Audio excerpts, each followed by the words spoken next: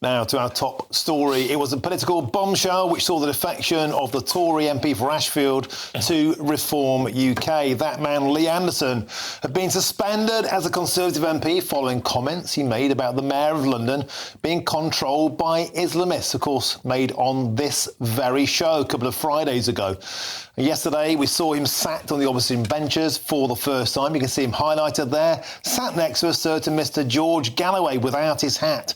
The controversial Workers' Party of Britain MP. Well, Lee Anderson joins me now in the studio, as well as GB News' political editor, Chris Hope. Shall we start, Chris, with a quick roundup of today's PMQs? I put a message out on social media that I felt that PMQs today was totally and utterly out of touch with the man and woman in the street, obsessed with calling out which party is the most racist, obsessed with calling for ceasefires in Gaza, the SNP's opening gambit, wishing British Muslims happy Ramadan.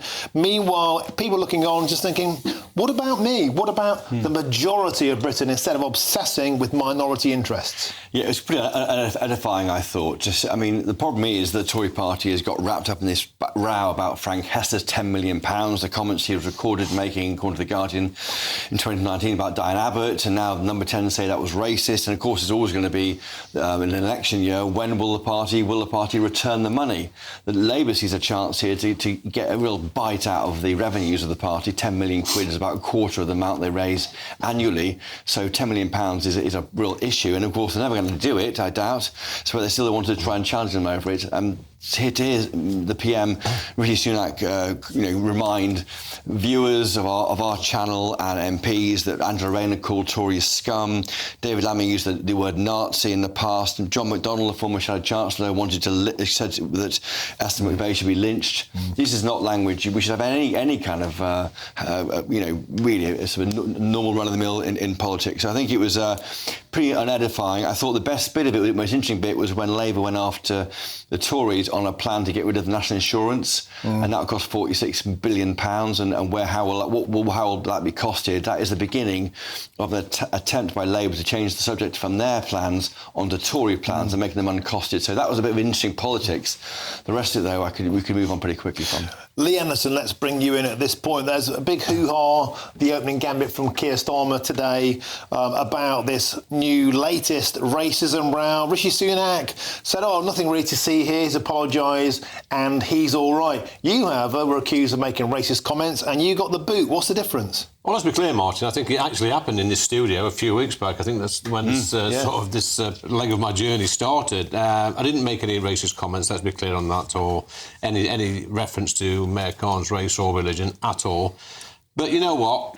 I haven't got 10 million quid lying about in the bank. And this chap who's made these alleged racist comments, I don't know if he has or not, but it's been reported in The Guardian.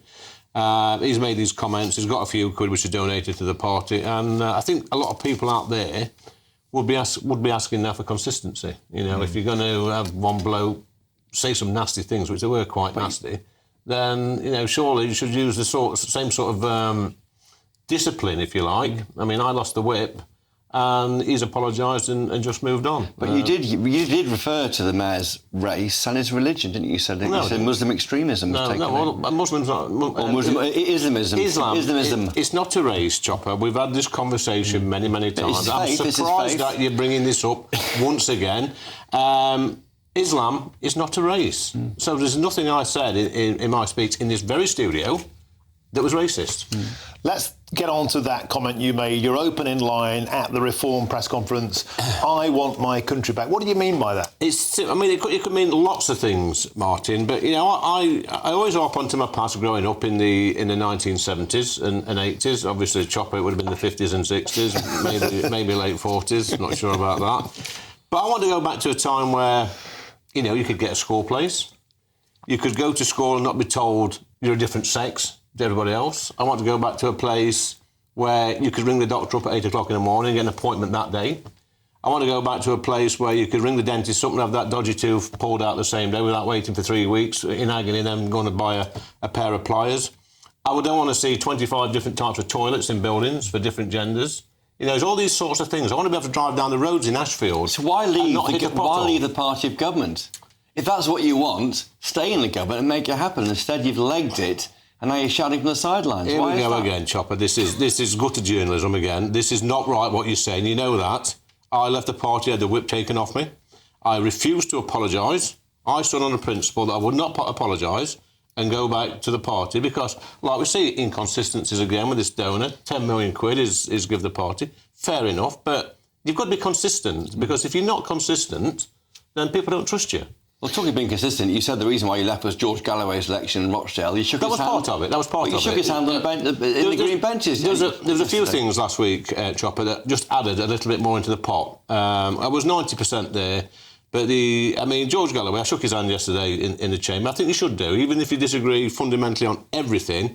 At the end of the day, you're colleagues, and you should be able to talk to each other, have a pint after work, and be respectful. But I think the budget last week, as well, was a tipping point for me.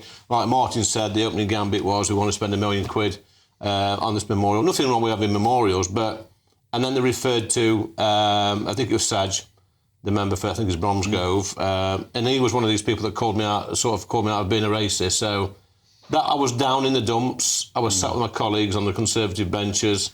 I had a bit of a kicking, a bit of a pasting politically, and then to do that in the opening line of the budget was like, you're down there, let's kick you again. And Jeremy Hunt wanted you to apologise, didn't he? Say sorry, as James Cleverly did. Well, they should be apologising to me.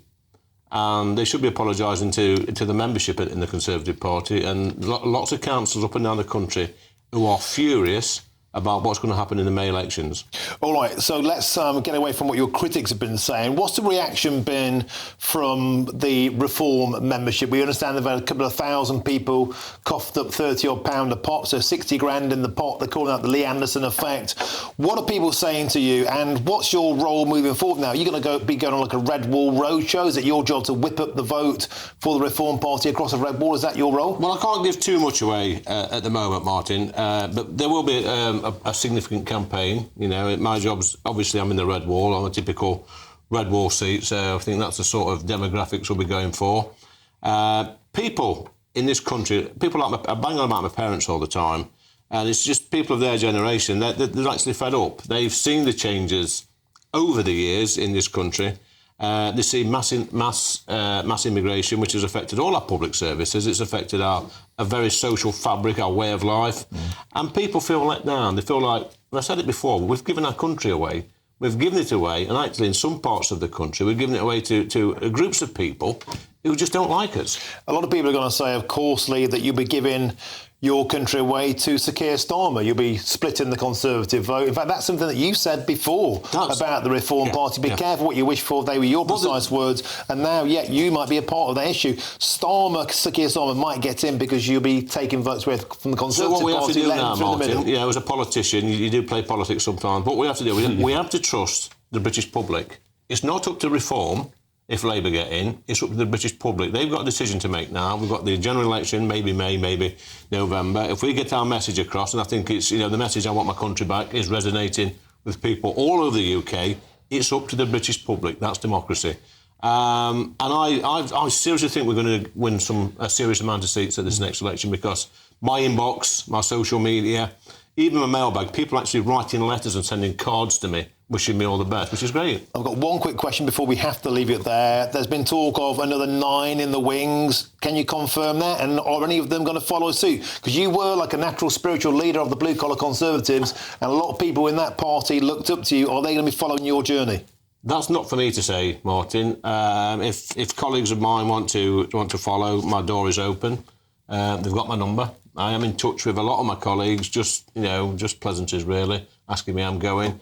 Quite a few's reached out to me. Some that I never thought would reach out to me since I left, but they've been good. They've been pretty good. OK, Chris, have a quick blast. Quick question. Do you want Nigel Farage to become back in a big role? Lead the party, maybe? That's the end. That's the icing on the cake for you. What we saw when I joined, I think it was 2,000 members. You reported on this, Chopper, earlier. There was 2,000 members signed up within 48 hours, and that's just for little old me.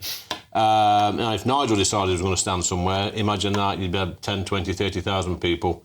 So I know it was a great asset to the party. He's been probably the most influential politician over the past 25, 30 years, and I think the country would welcome him with open arms. And you want him back? Of course I do. All right. Thank you, Lee Anderson. We have to leave it there. Always a pleasure to have you in the studio. Cheers. So, Chris, lots to chew over there. He's being tight-lipped with the other people, but you and I both know that there are swoops, there are wagons circling, and where Lee Anderson goes, surely others are bound to follow. They're all denying it, of course, when I approach them, and it may be harder for the 9 MPs we're thinking about, can't name on air, because they have to go straight from the Tory party to Reform UK. Lee was in a kind of purgatory position when he was held as an independent because he lost his whip over that Islamist remarks you referred to earlier. So I think it's really interesting. I think Richard Tice is certainly very clear. He's talking to MPs. He thinks more will come across. OK, well, you can get lots more of that story on our website. And thanks to you, gbnews.com is the fastest growing national news website in the country. It's got breaking news and all the brilliant analysis you've come to expect from GB News.